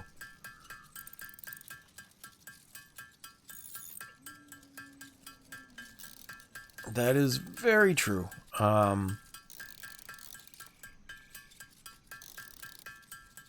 I remember seeing, and I know some people have a really bad impression of Gordon Ramsay from his American TV show appearances because he's so aggressive.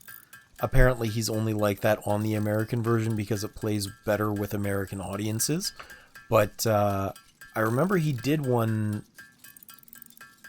episode of Kitchen Nightmares one time where the food was honestly fantastic. The restaurant owner was nice, the chef was really good, but they just didn't really have a nose for business, so the building they were in was tucked away in such a corner that it could never really succeed. It never had a chance to thrive. And that seemed like a terrible waste to him because he was very happy with the food, which was a nice change, especially on the American version. And then there are some people that you know, after watching that show, should never be near a kitchen. Oh my goodness. Hotel Nightmares in particular, I don't know if you've ever watched that one. Ooh. One has to embrace batch cooking and better prep and timing. Most celebrity chefs try to just scale up professional chef cooking, and it does not scale, sadly. Yeah.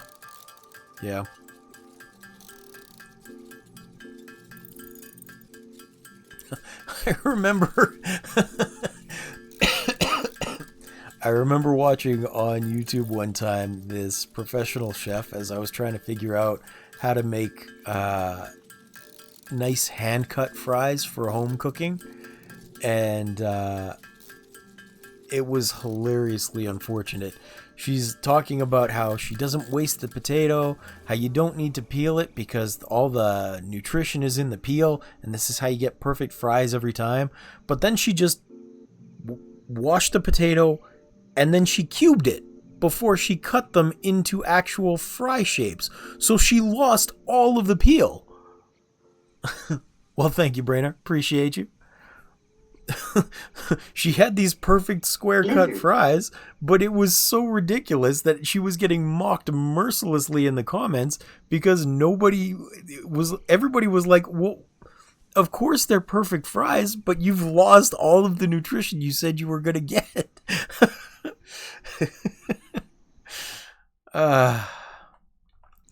For the VOD audience, says Jacob, it's a difference between cooking every dish order from scratch, or you already have cooked veggies and meat and you add sauce and spices to wake up the food in bulk. Yeah, I mean, the difference would also be between like a regular restaurant and a high dining experience, right? Like when you have those really small menus that are only maybe 3 to 5 dishes, and then the entire kitchen is designed on making that dish every night to the highest possible standards. That's a very different thing too, as opposed to running like a Chili's or a Taco Bell or something where it is technically a nice night out, but it's not really good food, right? Jacob says, once a restaurant loses sight of the proper rhythm, they end up cutting corners in the wrong places and make the whole dish in bulk to serve out with heating. That doesn't work, and it's how you get a 5-star microwave meal. Yeah. You don't want Chef Mike taking over your restaurant at any point.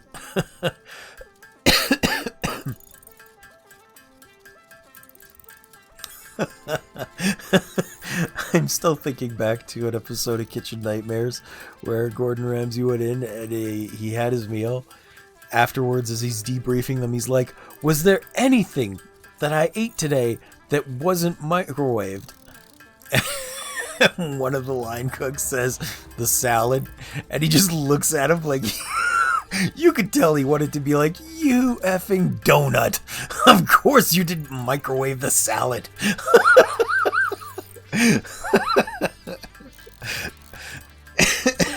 I got a kick out of that.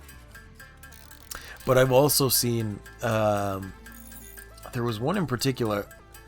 There was this lady who had hired a chef named Perla, I think her name was. And she was a catering chef, so she cooked everything in bulk and just wanted to reheat it. So none of her food was good. She had thousands and thousands of dollars worth of frozen food in the freezer that was just reheated and sent out, which is not what you want when you're going out for a nice night, you know?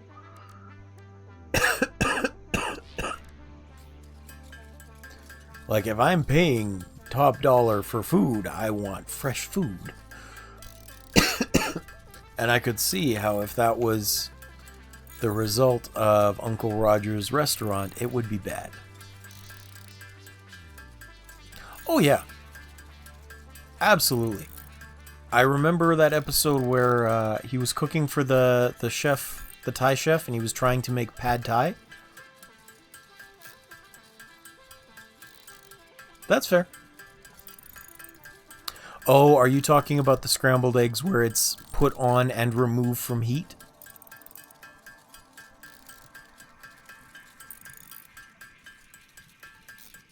No, that's fine. Okay. Then please elaborate, because I'm not 100% sure what you're referring to. Jacob says, but you can absolutely season before cooking the eggs. You can, yes. I do find that when I do that, though, it does change the way they come out for me. It might be specifically if you're putting too much salt in that it becomes more watery. Again, I'm just guessing. I tend to put like seasoned salt and pepper on my eggs rather than just a little bit of salt. But then again, I'm also weird, and for example, I'll have a single pan, or like one of those small single serving pans for an egg or two, and then I'll put the cheese on top while they're cooking so it melts into the egg, which I think works fine. You do have to cook in a lower heat for pre-seasons though. Yeah. Otherwise the heat will squeeze the water out of the eggs. Which is fair. I think sometimes he says things like that in a sort of this is the rule kind of way, because if he doesn't, then people will take not weird advantage, but they'll get into weird habits, and a lot of people do take cooking advice from him. So it's like, here's the ironclad rule, which will make your eggs come out nice if you cook them this way every time. Right? Yeah. I think that's probably a reasonable explanation for it. Where it's just like, you have to have... What was it? I watched a video yesterday or was it this morning? Where the guy said, you have to understand that when I'm teaching you something in science, sometimes I have to simplify it to the point that I'm basically lying to you in order for you to understand. And I think that might be the same way that Gordon Ramsay does it, is he has to simplify things so that the people watching him can't screw it up.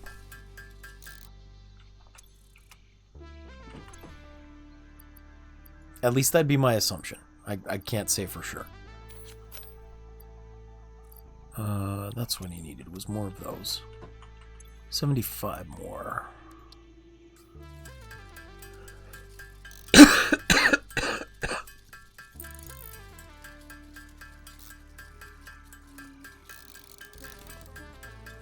Most home cooks will have 3 settings. Medium, medium, high, and high. Blast from the sun, low and off. Yeah, that's fair. Did I tell you about the time I almost burned the house down? Or one of the 2 times I almost burned the house down?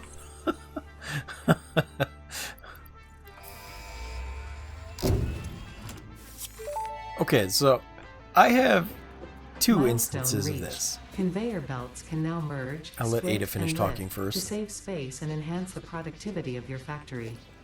Fix-It encourages you to consider investing in verticality when it comes to factory logistics.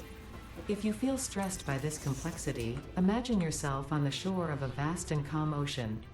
Breathe in. Visualize all the people relying on you. The sea is made of billions of faces, each staring at you with hope and tears in their eyes. Breathe out. Feel refreshed and focused on your duties. Yeah, so there were two instances in which I almost burned the house down. The first was when I was very young. My sister was babysitting me. We were home, just the two of us, and she had to answer the door.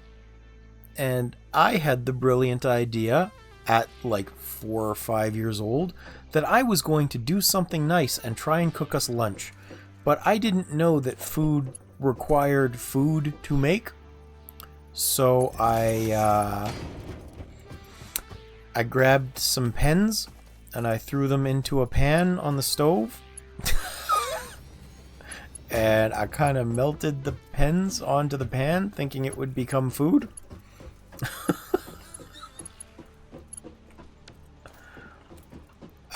Thankfully, she caught me before anything too bad happened, but I absolutely did melt the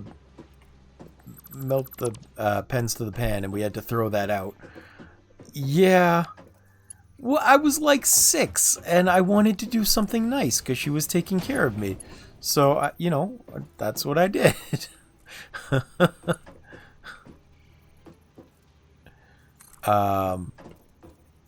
And thankfully, like I said, she caught me before anything bad happened. But that was the first time. And then the other time that it almost happened, I was really sick. And so I made myself soup. And then I wanted to have nice warm soup when I came back for another bowl. So I put the stove onto low heat, mercifully enough.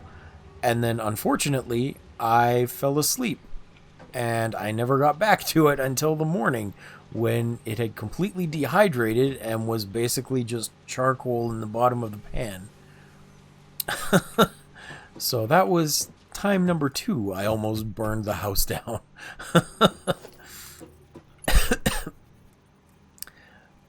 In thinking about it, it's a miracle I'm still alive in my attempts to cook.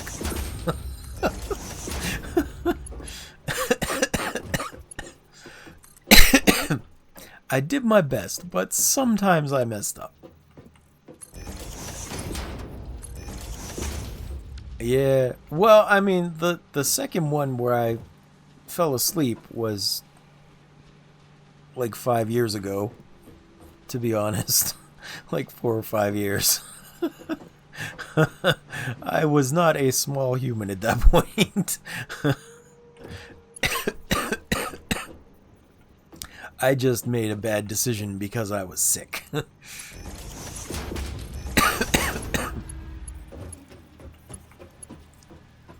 And not this kind of sick where it's the chronic illness, but like I had the flu of some sort. So I just wasn't thinking clearly at all.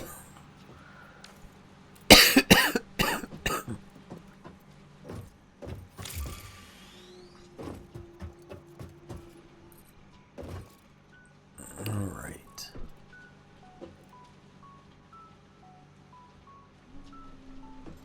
Oh, this one's already set up for expansion. This is going to be the 3rd smelter for when I can turbo boost these. Although I think if I get the Mark III refiner, I can probably double it again, can't I?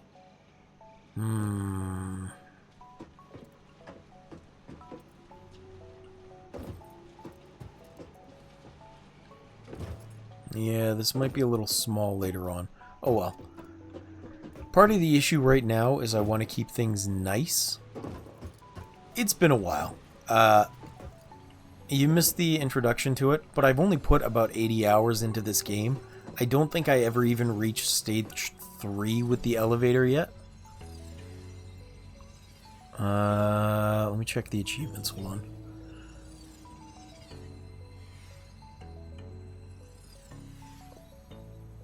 So, the first time I built the space elevator was September 28th, 2024. Apparently. At least that's the first time I got the achievement.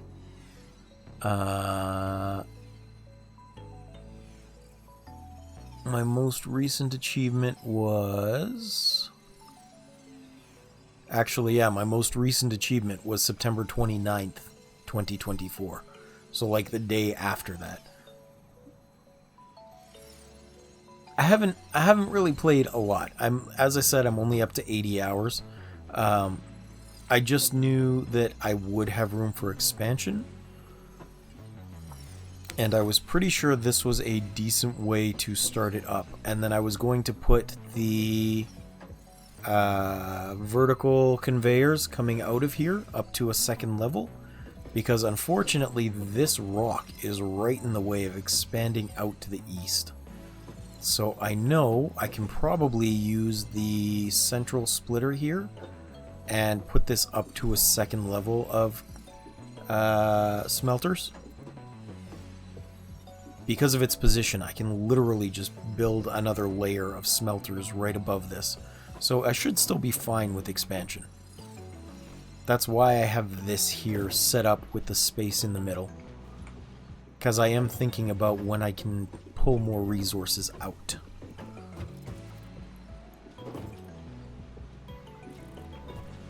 I hope that allays your fears a little bit of my not planning ahead. Because I am planning ahead, just maybe not in the way you're expecting.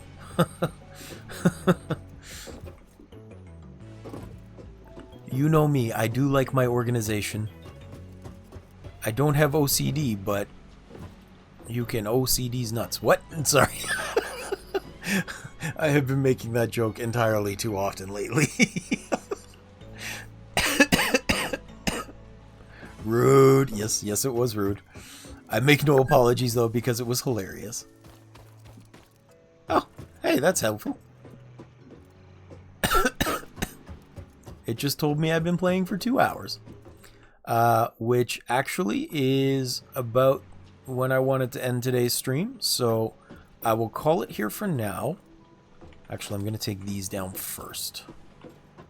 Because I want a consistent factory size. Good. Yeah, thank you for stopping in. As always, I appreciate you being here. I hope you have a good day, and I should be back to do more of this tomorrow. Mercifully, I am feeling better than I was for most of the week that just passed. You can probably tell from the fact that I'm not dying constantly. So I should be back to a normal schedule for a while again. If not, as always, I do apologize. There's not much I can do about my health. I'm trying my best, honest I am. And I appreciate you putting up with me and coming to hang out every time. Anyway, that said, I will save. Don't want to forget to do that. Manual save, just in case. Good. And I will wish you a good day. See you tomorrow. Yeah, thank you for stopping in. It's always a pleasure to have you. And we'll stop 40 seconds before the ads get here. Woohoo! Alright. Catch you later, Jacob.